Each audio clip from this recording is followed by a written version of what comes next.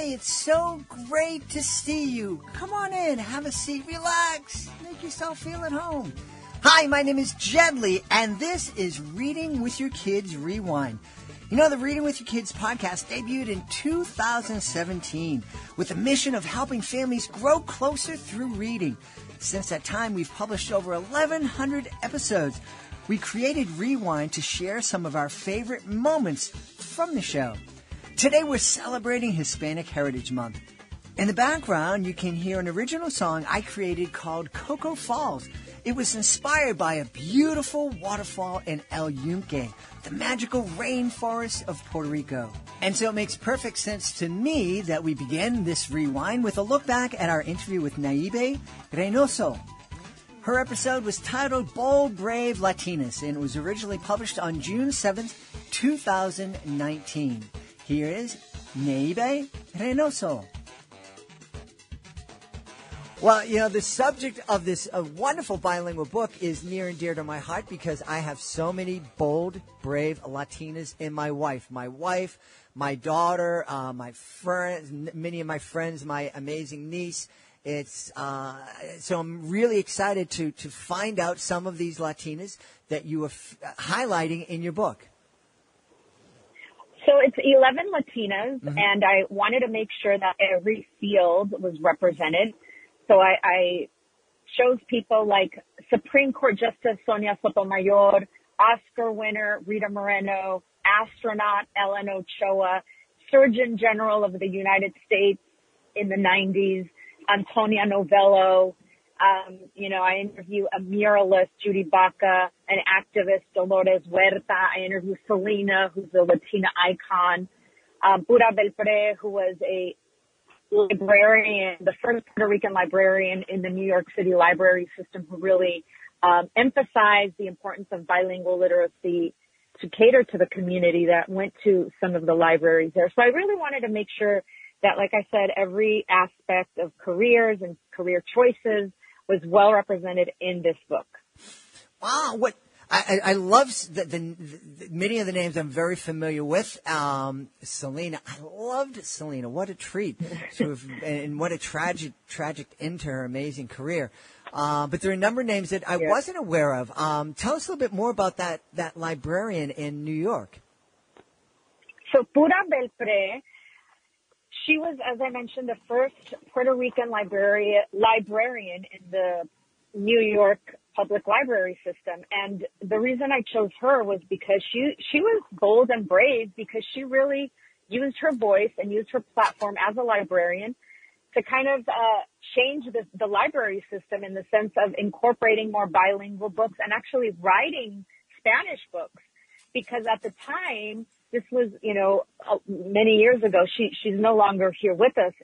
But at the time, she noticed that a lot of Latino children that were barely learning English would go to the libraries, but there were no books for them, and they didn't see themselves represented in books. So she was a trailblazer in literacy and bilingual literacy and in really being a voice and an advocate for her community. So I thought it was really important to reflect that. And as a matter of fact, there is to this day a Pura Belpre book award given to authors and to illustrators that are Latino that are also to this day creating new books in her honor, because there is a need for books to reflect the community that it actually exists in this country. 30%, for example, in LA County are Latinos, and about 18% of the population of the United States as a whole are Latino. So, and only 2% of authors are Latino.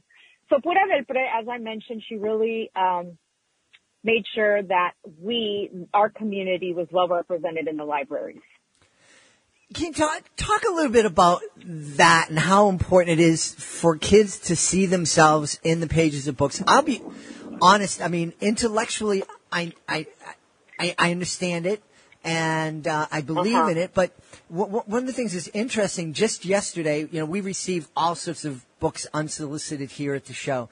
And this one book came, and I kind of went through it, and I'm like, oh, the pictures are beautiful. They're, just really vibrant illustrations and everything. And a little bit later, my wife came home, and she picked up the book, and she said, It's nothing but Barbies in here. Everybody looks like Barbie, and it's very white. And I'm Right. like, and it's like, that is something that she just banged. It, never occurred to me, but it's something that was very, very prominent to her. And so, talk just a little bit about how important it is for kids to see themselves in the pages of books. It's so important. I think books are the first pieces of media that children are exposed to, right? Before television, before iPads. Think about it. When you even have a newborn, what is the first thing that parents do with newborns? They read to them, right? It's board books or children's books. So that's human beings' first introduction to this world and our earth and our planet and our society. So when they don't see themselves in these pieces of media, as these kids, I think it sends a subconscious message to them of like, if you're not represented in media, you're invisible, or maybe your community doesn't really matter, or your community isn't important. And, these other communities that are more represented have priority, are more, or are possibly more important. Of course, these are messages that aren't directly said to children, but subconsciously, that's what they're hearing, I'm telling you from personal experience, because I remember when I was little, there was a coloring book, and I'm Latina, so I have brown hair and brown eyes. And I remember I was coloring this coloring book, and I was coloring her blonde and blue eyed. And my aunt was like, "Why are you coloring her hair blonde and blue eye? You have, we have brown hair and brown eyes." And that's because I didn't really see that outside of myself. So to me, it's crucial. It's important. As I mentioned, I think we should give children's books a lot more credit than what they're given, because I think they do impact us as adults, in the long term. Because like I said, it's the first piece of media that we're exposed to as human beings. We hope you enjoyed our listen back to Bold, Brave Latinas.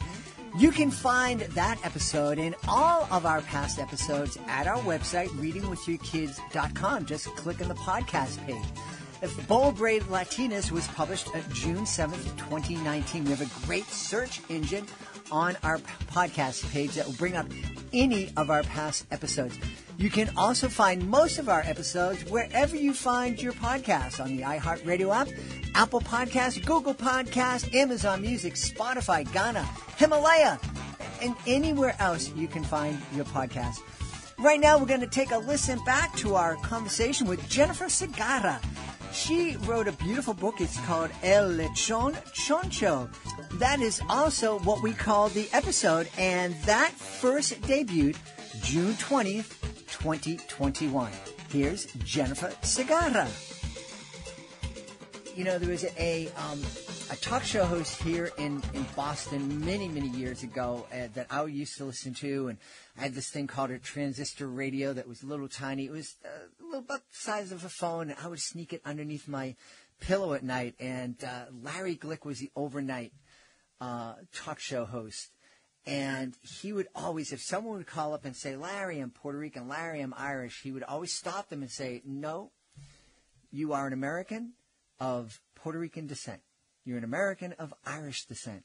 And just really, and I loved it because his whole message was, we're all Americans. We come from different places. We speak different languages. But we're all American.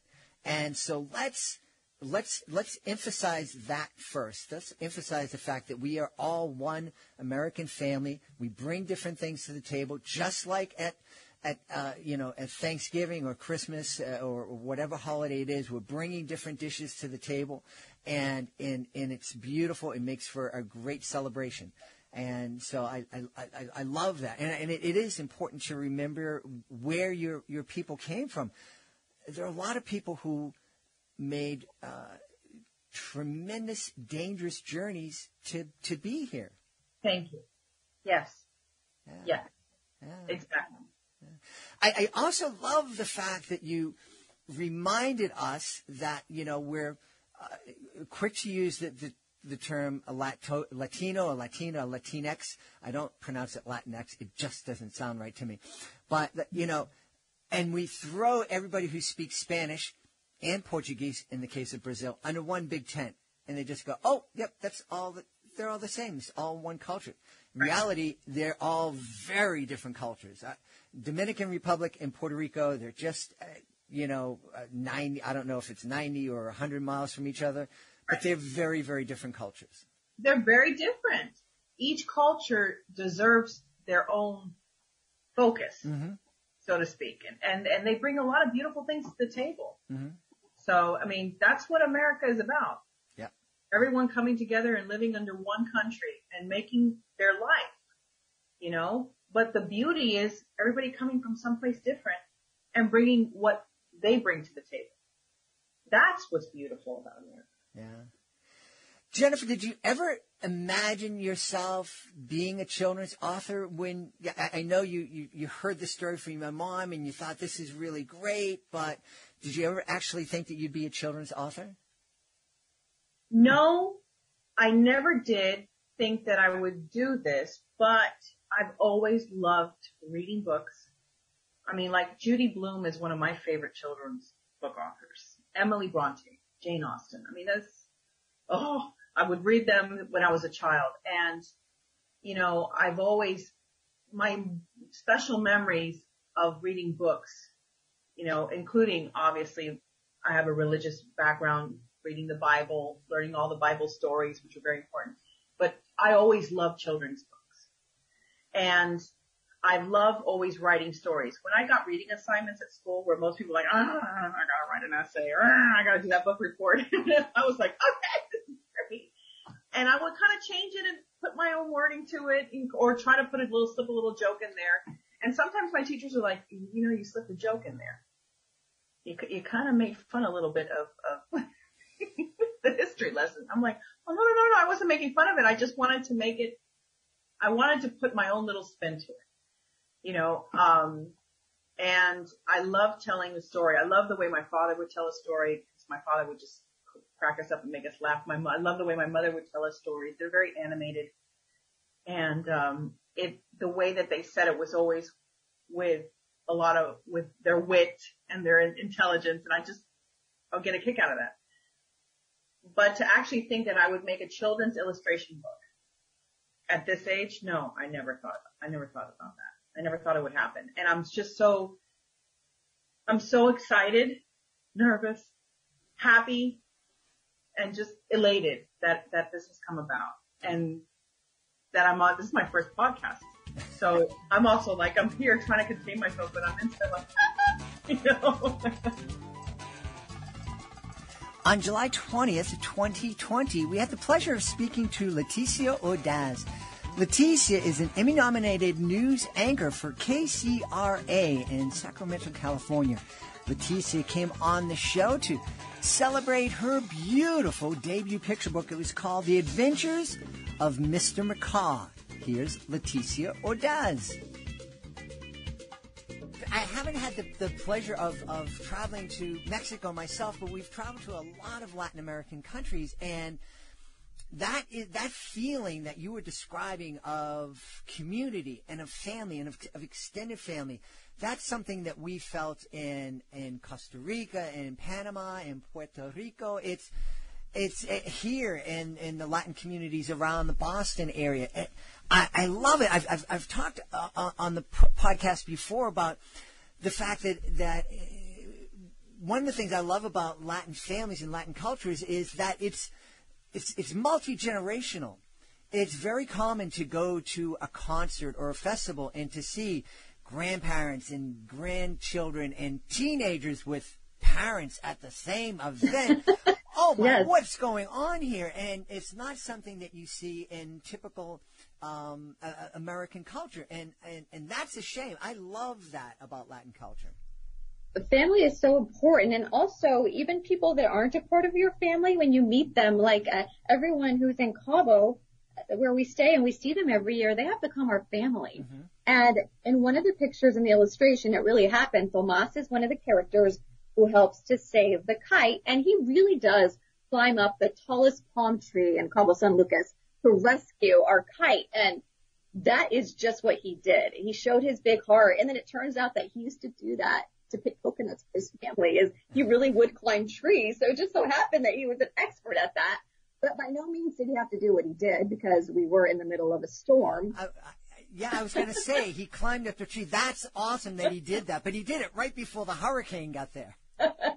Yeah, so he's in the book. We were planning to go to Cabo San Lucas in June. Unfortunately, with COVID, we weren't able to. But as a gift to him, we really wanted to show him that he was going to be a character in our book. I left Cabo and I told him, I've written this scratch paper book. I showed him and he's like, okay. And I said, you are going to be one of the characters in our book. And he was blown away. You want me in your book? Yes, you were a part of the heroic story. You are a part of this story. So I can't wait to go back and present him this book and where he can see himself as a character. Yeah. Another part of this is that I wanted to make sure that these were Latinx characters in this book. Jed, I don't know if you know this, but after doing research, I discovered that only 5% Latinx characters ever appear in a picture book every year. Out of all the books that are published in the U.S., children who are Latino will only see themselves 5% of the time. That's a very low number. That's a really, really low number. Now, we have talked about the importance of representation. From your perspective, how important is it for kids to see themselves in the pages of books? Oh, it has been so empowering, even for my own children, to see themselves on a book. We have many books and we try to present some very diverse books, but we still see that there is a lack. And for my children, just the joy to say someone looks like me, because they are characters in this book. Mm-hmm. Someone who is brown is on a book. Someone who looks like me is on a book. It has done so much for their self-esteem. Mm-hmm. And I have taken this to the classroom before COVID hit and everything got shut down. I got different schools and kids would literally scream out in this diverse classrooms, "That boy looks like me, Mom." Like Mom wasn't there, but they were saying, and they were so excited that somebody in a book could represent them. And I think they really made that connection. And I really think it's going to do wonders for their self-esteem to find out that they are these characters that are doing good things. And for other children who aren't Latino, to see a Latino boy in a book and to say, that's really cool. I think it's so great for all children to be able to walk around and appreciate kids of different colors, of different cultures, and to not see them as different. To see them as, wow, that's a cool kid. I've seen someone like him before. Right. If you would like to hear our entire conversation with Leticia Ordaz, you can go to our website, readingwithyourkids.com, search on the podcast page for The Adventures of Mr Mccoy, July 30th, 2020. Our next guest is the Professor Emerita at UCLA's School of Public Policy and Social Research, Diane Deonda. She joined us to celebrate the beauty of family and diversity. And that's what we call the episode, The Beauty of Family and Diversity, as she tells us about her beautiful picture book, 21 Cousins. Here's Diane Deonda. Now, have you heard from any folks here in the States who might be horrified that you're calling attention to somebody's complexion? Because I think that that's especially nowadays, it's a big taboo here in the States. Oh, yeah, it's not PC. Yeah, it's politically correct. The only one that I heard a tiny bit of that in a very positive review was a reviewer who mentioned, well, that not that she complained about it, but she said some people might object to using terms like güera and morena, that they're not politically correct. But direct criticism I have not heard. It's still relatively new out there, so I have not heard that. Another reviewer who I guess is very familiar with Latino culture understood that nicknames are also used too, a lot of times in Latino culture. So you'll see nicknames sprinkled through here. And if people refer to someone as morena, there are lots of songs in Spanish from Mexico that talk about, sing praises of the beautiful morena that they're in love with, So I think people don't really understand how it is used in the culture. Yeah, it is a very different culture. It's something that kind of took me by surprise the first time that I experienced that. But it's coming from a place of love and affection. Mm-hmm. Yes. Yeah. Now, that's not to say that there are not sometimes people who make distinctions and look upon someone who's light-skinned in a more positive way. Because you have that of all people, irrespective of what culture. And you'll find some of those people as well, too. Those are generally people who are interested in social climbing and acculturation, I think. And then you have others who feel that, it's not politically correct to talk about these types of differences. Well, I think it's wrong not to talk about differences. Yeah. And pretend like the elephant isn't in the room. One of the differences that I experience, and it's a really beautiful difference, is that I find that here in the States, that the generations are really kind of separate. There are certainly places like Disneyland where you'll see, a family get together. But in terms of music, it's, there's music that's targeted at old folks and middle-aged folks and teenagers, and there's not a lot of intergenerational stuff going on. And meanwhile, in Latino culture, I see lots of family. Every event is a family event, and there's grandparents and parents and kids and teenagers. Intergenerational. Yeah, and I love that. Yeah. No, I agree with you as well. But when you're talking about music, one of the characters, Catalina, is a dancer. That's her skill and ability.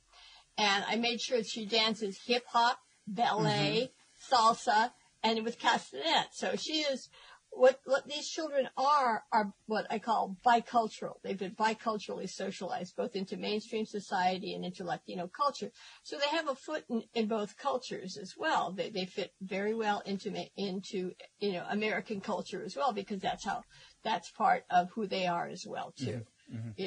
And you can do that without losing your culture of origin. Yeah. As absolutely. well. One of the things that we've talked a lot about here on the podcast is, books, reading with kids. It's really beneficial, of course, to help them develop a love of reading, to help them learn how to read, vocabulary. But it's also a great way to start conversations that can last a lifetime. And, we've talked about how important it is for kids to see themselves positively represented in the pages of books. But I think it's just as important for kids who aren't part of that culture to see their neighbors positively portrayed and to address issues so that we can have those conversations that weren't spoken about when I was a kid. No one ever died. No one ever gets sick. No one ever went to the hospital. There was no mental illness. There's always a happy ending. Always a happy ending. And and so when it happened, we couldn't talk about it. Now it's so important for us to be able to help our kids understand that, wow, your classmate may be dealing with this or with that, and we need to have empathy for them and understanding. I agree. Now, one of the big things that I'm concerned with is developing empathy in children. So that the themes I have are often universal, but in the context of this particular culture, so that there is an ability to relate across and then to see someone else's, from their particular lens, which I think is very important for children to begin to do. Yeah. As you mentioned that, I think what a great conversation a family can have, if it's an Asian family or a Caucasian family, sitting down reading 21 Cousins and just noticing the differences and kind of celebrating that and understanding that these differences are beautiful and that it really adds to the family.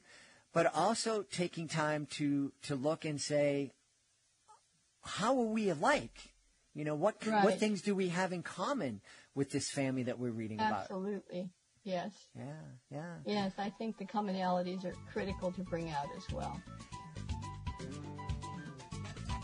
If you would like to listen to the entire conversation with Diane Deonda, you can go to our website, readingwithyourkids.com, click on the podcast page, and use the search bar to search out Beauty of Family and Diversity, which was published on August 9th, 2021.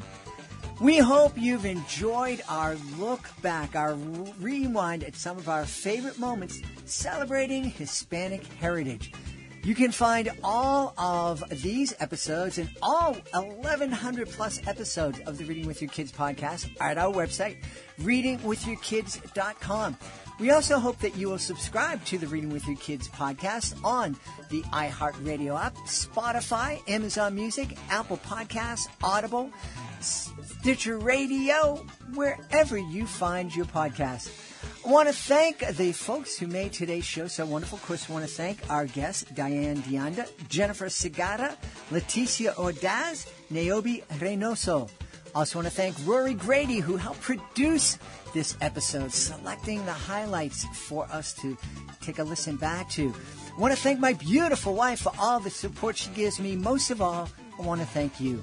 Thank you so much for joining us today. And as always, thank you so very much for taking the time to make the world a better place by reading with your kids. I'll be looking for you in the next episode of the Reading with Your Kids podcast and the next episode of Rewind.